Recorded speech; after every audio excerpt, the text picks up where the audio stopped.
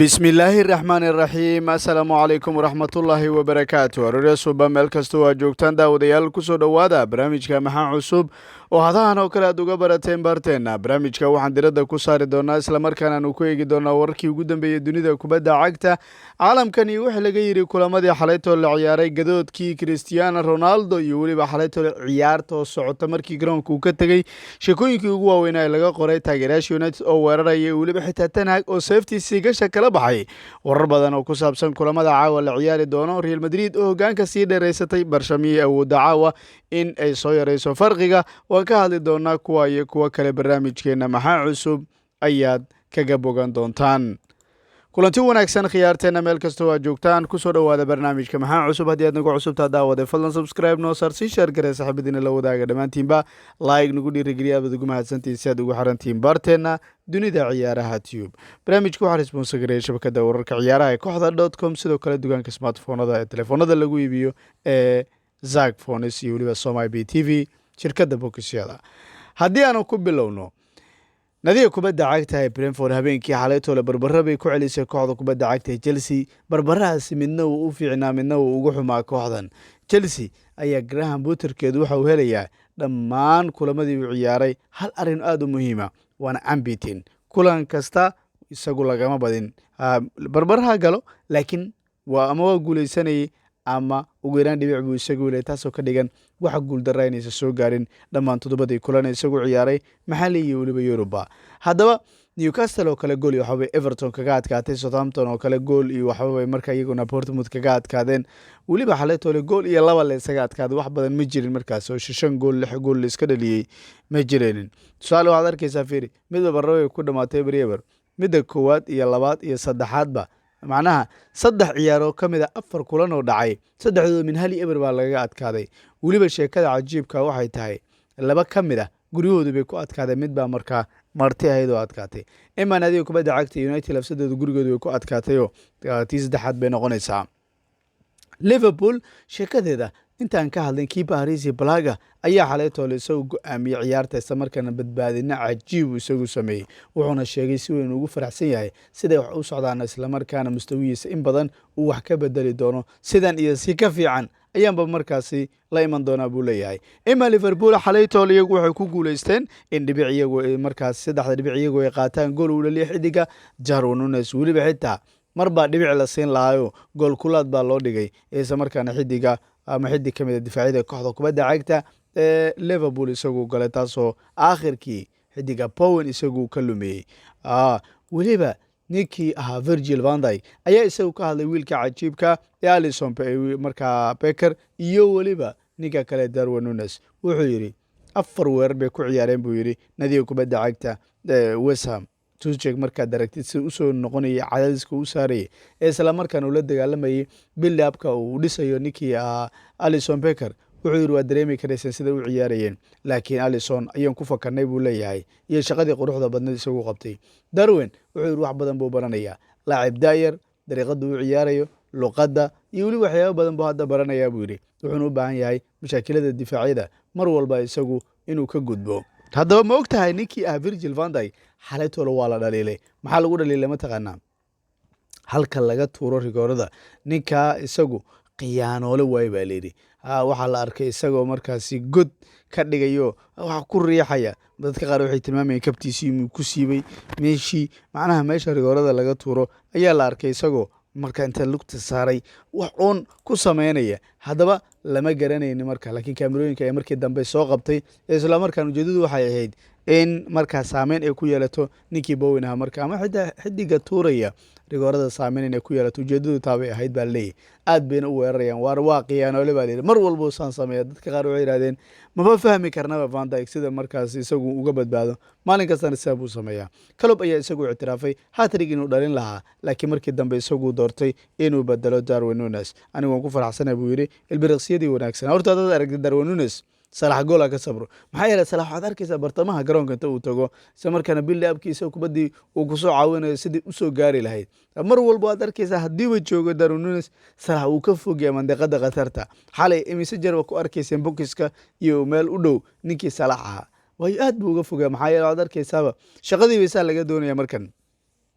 anigu aad baan ugu faraxsanaa buu yidhi odagii Jurgen Klopp ahaa. Imaa malaakiinta haddaanu ka hadalna xalaytoole waa guulaysteen islamarkaana hat-trick baa laga diiday xalaytoole 3 gool xalay waa laga yaabay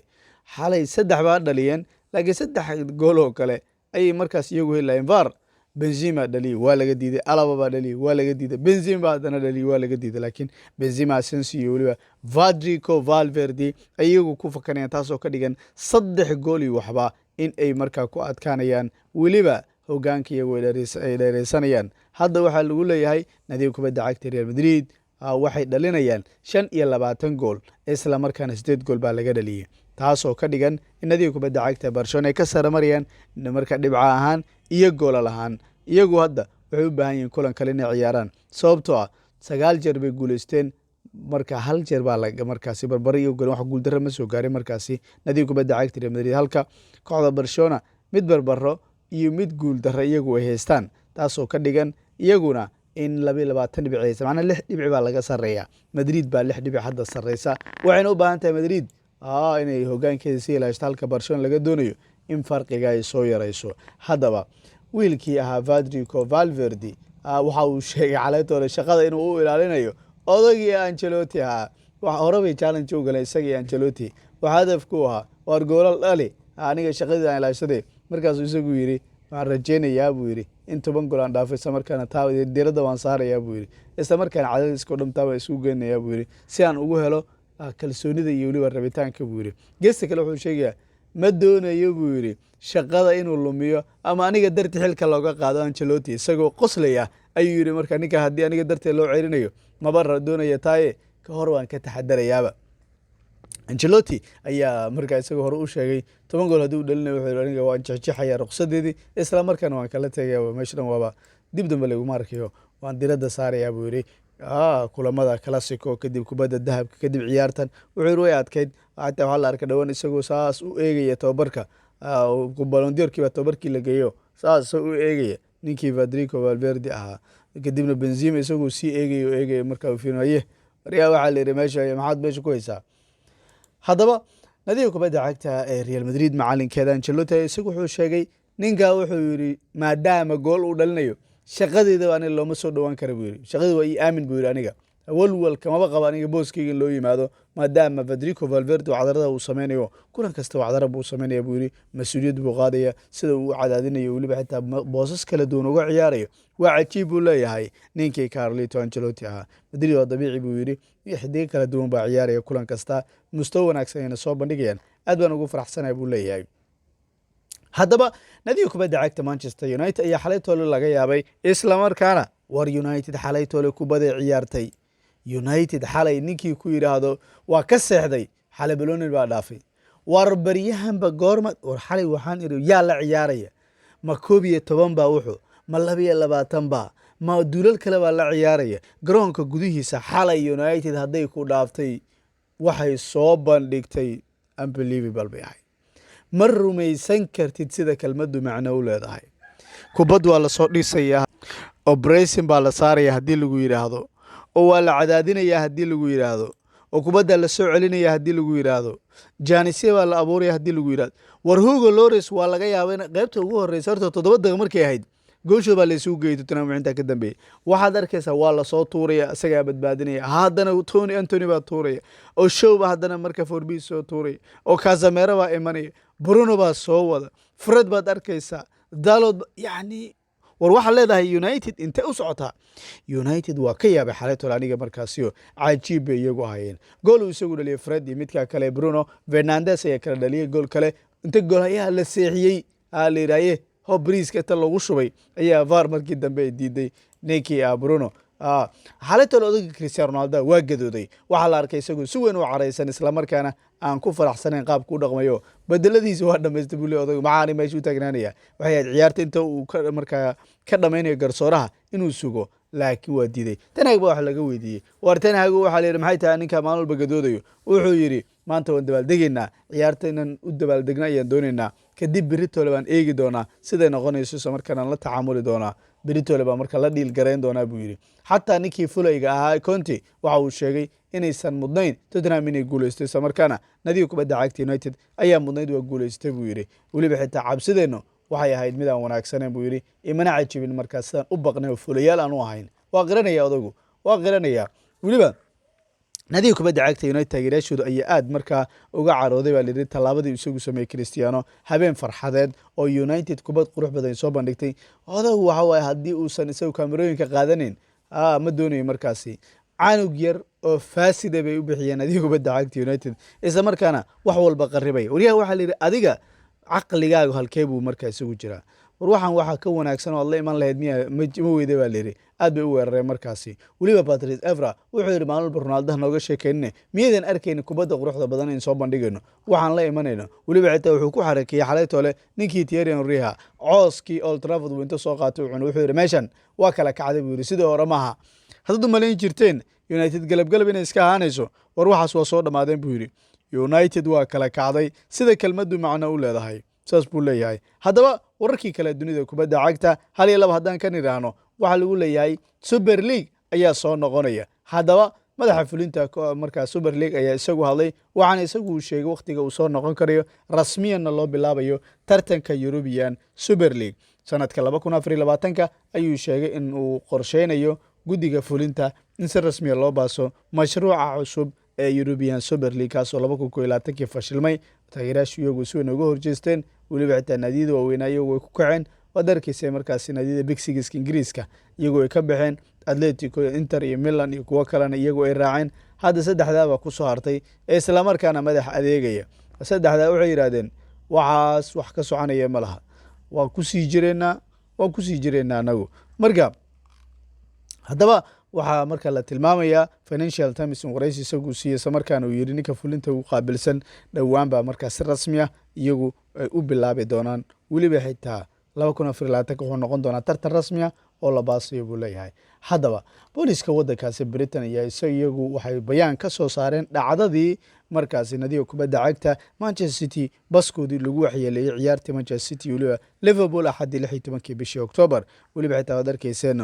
xal kuma qurux badnayn heer waxay gaari lahayd saameyn kale yeelato booliska ayaa haddaba ka shaqeynaya sidii loo garan lahaa dadkii falka ka dambeeyay weliba xitaa dadkii soo tuuray dhaladii markaa waxyaabihii lagu waxyeeleeyay dhalada waad ogeedeen markaas iyagu si weyn bay uga caraysnaayeen dhacdadii Hillsborough iyo weliba Hull yani waxyaabo badan oo markaas labada naadi taariikhaha u dhaxeeyay weliba taageerayaashii hore u geeriyooday dhacdooyinka ku saabsan marka xusuusahoodu mar walba saameyn bay yeeshaa markaasi nadiga kubadda cagta Barcelona waxay danaynaysaa isla markaana ay doonaysaa inay bowsiso heshiiska xidiga Diego Dalot ninka waa la kala tuuraya baa leeyahay ninka bay priority u ka dhiganaya maxaa yeelay ninkii Bellerin ahaa sanad baa la siiyay hadduu wacdara sameeyo baa loogu dari lahaa laakiin ninka wax badan hadda lagama hayo nadiga kubadda cagta Barcelona marka waxay leedahay Dalotka hanoo la keeno ninka bay doonayaan inay qaataan Martin Unknown nadiga kubadda cagta Arsenal buu isagu ciyaari jiray wuxuu ka hadlayaa Van Nistelrooy wuxuu yiri hortiisa inaan ku dabaaldego maalin rigoor uu ku lumiyay isagoo ka tirsan Manchester United kama shalaynayo buu yiri celebration ka aniga sameeyay kadib markii rigoorada uu lumiyay laakiin waxaan doonayaa inaan arko oo marka garoonka Emirates markuu yimaado isagoo PSV ayay caawa buu kulanka ka hadlayaa weliba xitaa ogsoonow John Frank Zola wuxuu qabaa nadiga kubadda cagta Chelsea inay u tartami karayso horyaalka weli waa unbeaten buu yiri Graham Potter intuu wado marka guuleyshan waa dagaalami karayaan buu leeyahay Jude Bellingham waxaa la tilmaamayaa in nadiga kubadda cagta ay Chelsea ku dhawaanayo samarkana reer Chelsea iyagu ay doonayaan inay u jibiyaan bankigooda isla markaana farta ay ka saaraan nadiga Dortmund Emma Xavi markii ugu horreysay buu ictiraafaya in haddii uu awoodi waayo kooxda Melder uu geeyo nadiga kubadda cagta marka Barcelona aysan ka labayn doonin xilkan ay ka qaadi doonto waxa uu yiri haddii aanu kooxda ku fashilano wuxuu yiri dhibaato ayaa markaa noo iman doonto waa la ceerin doonaa buu leeyahay nadiga kubadda cagta Arsenal caawa bay ciyaari doontaa caawa kulamo dhowr baa jiri doona Arsenal oo kale waxa la leeyahay 8 fiidnin bay ciyaari doontaa kulan xiiso badan oo PSV Eindhoven markaas ay la ciyaari doonaan weliba waa tartanka Europe League kulankan horeba u baaqday hadda dib baa markaa laga ciyaaraya waa tartanka reer Khamiis iyagu ay ciyaarayaan caawan waa dugtiin taariikhdeedu marka lagama sheekeynayo nadiga kubadda cagta Almeria Girona oo kale 8 fiidnimo Osasuna Espanyol oo kale 9 fiidnimo 10 habeenimo nadiga kubadda cagta Barcelona Camp Nou ayay ku soo dhaweyn doontaa kooxda kubadda cagta Villarreal baryahan reer Barcelona barshadii hore maaha barsha waxay ahaan jirtay